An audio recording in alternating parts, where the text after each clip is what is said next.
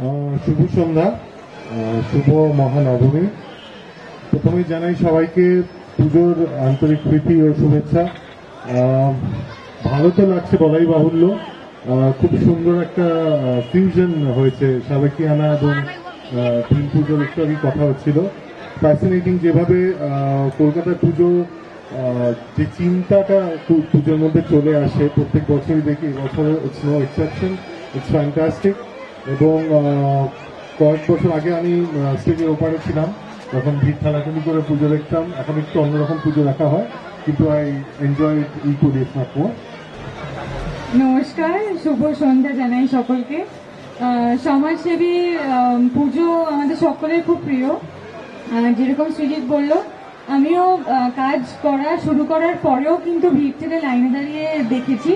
And এই প্রফেশনে আসার দরুন একটা বড় অ্যাডভান্টেজ হচ্ছে পুজোর সময় একটু বেশি করে ভিআইপি ট্রিটমেন্ট পাওয়া।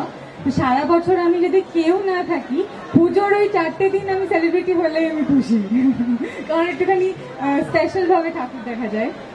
আর আমি এখানে এসে বললাম যে এখানকার পুজোর প্যান্ডেল থেকে শুরু করে প্রতিমার ছবি এত লাস্ট 3-4 দিন ধরে ফেসবুক আর টুইটারে দেখে দেখে আমি রোজ ভাবছি যে কখন যাব। তো thank you very much for having us here.